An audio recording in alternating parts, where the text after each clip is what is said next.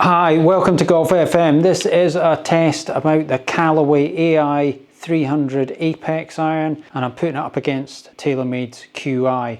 Now, in actual terms, these clubs are slightly different, but they are for the same player. So this Apex Ai300 is an ultimate game improvement forgiving iron.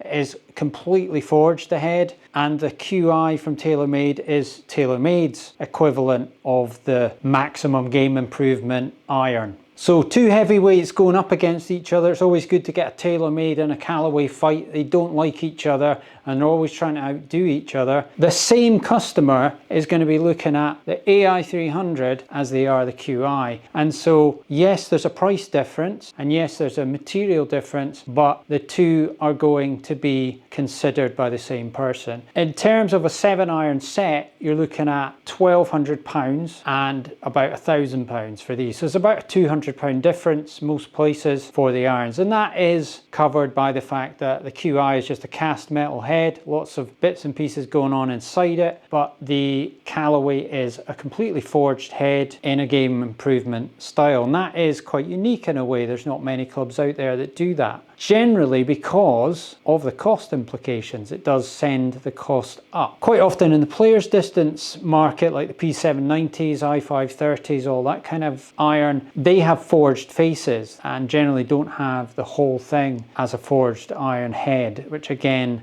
keeps the cost down a little bit. Again, Callaway with the Ai200, which is the other iron in this range, have done that. They've gone fully forged as well. So I want to see what the difference is, if any, and I'll really be looking at whether the feel of the Callaway is significantly better than the QI and whether that justifies the extra cost. Loft-wise, 28 degrees for the 7-iron QI and 29 for the Callaway, so pretty close. I'm using exactly the same shafts and we'll see who comes out on top.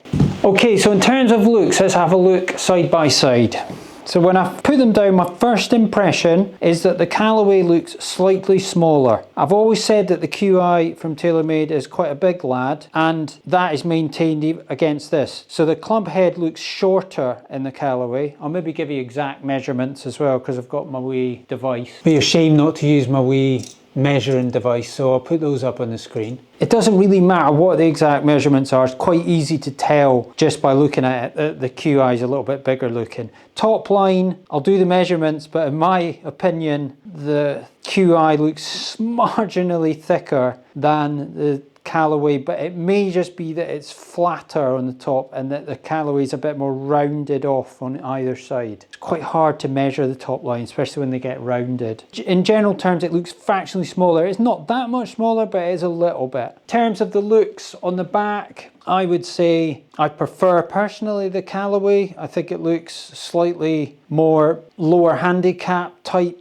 design. When you look at them that way, there's not a lot of difference. The sole width is very similar, both reasonably wide but not stupidly wide. There's a nice satin finish on the Callaway, and the QI is just a bit more standard glossy stainless. Face wise, the Callaway almost looks like it's a bit brighter. It's got almost like it's got white lines on it.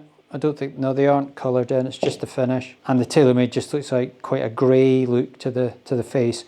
But both look inviting to hit in terms of the size of them, and the top line looks like it's going to be friendly. There is quite a lot of offset on both, probably a slightly more offset look even on the Callaway. Now offset's better if you slice it, in theory. I don't think it actually makes a huge amount of difference, unfortunately, but it is there trying to help you if you slice the ball. So a little bit more offset on the Callaway. Right, so I think I will hit the Callaway first because I've not hit it yet. And I'll try and do my usual, which is about 10 decent ones each out of a batch of about 15, hopefully. Don't worry, you won't have to sit through the whole 15, and I'll edit it down so you can get on with your lives. So yeah, over the ball looks quite nice.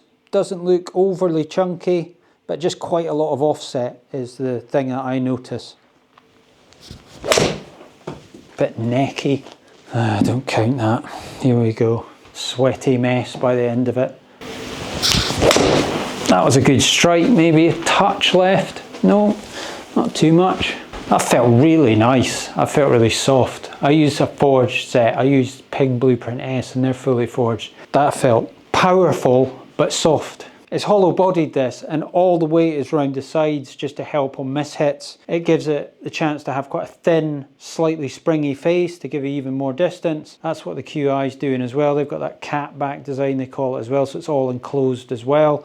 But this is actually all a completely forged head that they've done it in. So yeah, that's gone 190 in total. What was the carry? 176. Pretty good start. Nah, I don't like it. So that's good. We've been here 10 minutes and we've got one in the can. That's good. That was a decent strike. Nice looking shot. What's that gone? 176, 190. Yeah, good. I almost thought it might be going a wee bit further than that. Decent again, I think. Really nice soft feel. Really is. Does feel like a forged club, but a forged club that's sort of packing a punch. It does feel like that. It's got a little whack noise that comes out of it. What was that? 180 in the air, 195. That felt powerful again. Really nice sound and feel. Because you don't expect this sort of club to feel like that. They normally feel a bit clicky and a wee bit hard. 175, 190. Good again. God, it's nice. 180 for 196. It's good. Strong figures. Good again. Don't know what's going on here.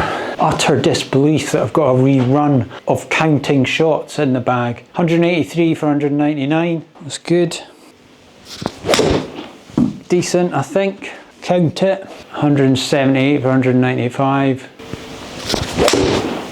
Not quite as flushed as some of them. Be interested to see what that one does. It was not bad. 177 or 190, still pretty good. Leave it in. Jeez, I'm ripping through this tonight. Not perfect, but we'll see what it does. Might leave it in. Off the bottom a little bit, 175, 189. I'll be fair with the QI as well, and they won't all be perfect for that. That's for certain, they won't all be perfect. Probably a wee bit left, not bad. I do get the impression they're pretty forgiving, I have to say. This has got this AI face, which has supposedly been designed by a supercomputer to take into account the fact that people hit it all over the face of the club. And they've managed to put the thicknesses and the bits, the reinforced areas, the bits where you need the most help, on the areas that on average people hit them. So it should be forgiving, and it does seem to be. That's 177, 194. I mean, I've actually felt like I've swung reasonably well at these, but there's nothing much going off line really. Bit too thin, I would say. Yeah, don't do that one. Get rid of it. So I've got to get, well, that's 10. That's 10. Oh, let's just change over. That was painless. Wow, for once that was painless. So initial thoughts with that, I was really quite impressed. I have to say, it just felt really nice, really responsive, but soft off the face, and just overall just a really nice thing to hit. You know, if you don't mind the slight offset look, really nice looking thing. Yeah, really impressed. And the QI will have to be going some to beat that. So the QI down behind the ball, really big club head. One of the biggest club heads irons I've seen. I mean, I'm sure there's other ones that are bigger, but it is a big beast. But that's great if you want forgiveness and you're looking for distance, friendliness. This is what it's offering you. Not as much offset, definitely not as much offset as the look on this. So let's see how it goes, how it feels. Remember, that's the most important thing. Well, I got it a little bit heavy, so I'm not counting that. First attempt, sorry. Decent, good enough, probably. Didn't count it, thank you very much, Skytrack. No, didn't like that swing. Take 8, first shot of the Taylormade. No. So it's 1 degree stronger. Should go further in theory. I think that was alright. Similar shape to some of the Callaway ones. 174, 190. Too bad. Pretty similar. That was a good solid strike. Nice looking shot. 176, 192. Another decent strike. Thanks for nothing, Skytrack. That was a brilliant shot. Nobody's ever going to know now. No, that was thin, but you'll count that. Yep, that's getting deleted. Honestly, the cruelness of the Skytrack. Felt like a decent strike, I'm not sure where it went. Didn't record it.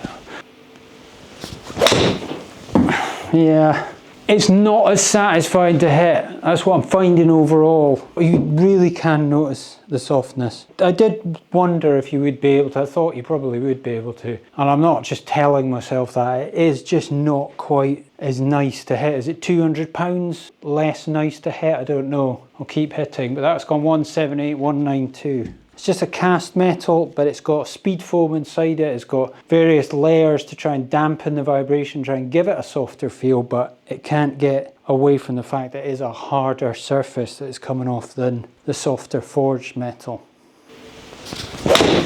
That was a decent strike. Decided to count it as well, which is nice. And it's a little bit shoved out to the right, but it's 179, 193. Quite strong figures. I mean, it's a good golf club, this, in a way. You know, it does everything it's trying to do, which is forgiveness, power, looks inviting to hit the ball. Decent strike, but it's nowhere near as soft feeling as that Callaway. 175 for 191. That was a good strike right out the middle and felt better than some of the strikes I've hit, but again it was harder. But it is a little bit better out the middle. Just I have missed the middle somewhat in the last few shots. Not miles away, but obviously that one was centered. 179 for 195. I need 3 more, that could be an eternity. That was a decent strike. Nice out the middle again, felt a bit better. 176, 191. It's not that much different in terms of the ultimate distance. I would like to see the figures at the end just to confirm that, but it doesn't feel like it's going that much further. A wee bit of a better shot. Wonder what that'll do. 182, 198. Wasn't absolutely flushed out the middle, but went quite far. Hopefully the last one. Decent strike. A little bit out to the right, but not that bad. And that's gone 176, 191. And that's it finished. Thank the Lord. Might only look like I hit 10 shots there, but I can assure you there was a few more than that in there. Got there in the end though. Overall, good distance. Nice when it comes out of the middle, but not as nice as the Callaway. So let's have a look at the figures. Okay, so the figures. Ball speed for the Callaway 119, 120 for the Taylormade. Not sure I'd read too much into that. 1 mile an hour could be down to the strike. Launch exactly the same, 17, 17. Spin very similar, 4,462, 4,480 on the Callaway. 178 carry identical, and 193 total identical. Descent angle 42, so identical in so many ways. And bearing in mind that the Callaway is 1 degree weaker, that's a good effort. I mean, 1 degree is not going to make a massive difference between any club, especially when you've got human error involved. But the fact that it's 1 degree and it's come out the same distance and every bit is forgiving, it's very hard for me to unequivocally say which one's more forgiving, because it's too much about how I hit the shots. You'd need a robot for that, and I think they're roughly about $50 million, so can't quite stretch to that in here at the moment. The Callaway, in my eyes, looks nicer. It certainly feels nicer. Absolutely 100% feels nicer and feels completely different. You would definitely be able to tell which one you were hitting with a blindfold on. I'm not saying the Taylormade's bad, because it isn't. When you hit the Taylormade out of the middle, it's still really nice. It's still a nice feel. But you can tell, especially on the slight mishits, that you're hitting a harder metal than you are in the Callaway. Now, the decision you've got to make is, do I care about the £200? When you get up to about £1,000 for a 7-iron set, it's a lot of money. So can you stretch to the other 200 if you like the look of this, and you're going to end up with a really nice feel into the bargain? to me it's worth it, because once you get up to that £1,000 mark, it's just a nightmare anyway. You know, it's a lot of money to spending on golf clubs. So you may as well just go the whole hog and get exactly what you want, get exactly the best of the best, and you're getting the best of both worlds here. You're getting a forged feel with all the forgiveness and all the distance of a game improvement club like the QI. So both good, but for me it's the Callaway. And I know it wasn't a completely fair fight because this is not trying to be forged, but I have to say what I think between the two. And because it's roughly the same customer that's getting these, then that's my recommendation, the Callaway. So I hope that was interesting. If you've got any questions, put them in the comments and I'll get back to you. And I will see you in the next one.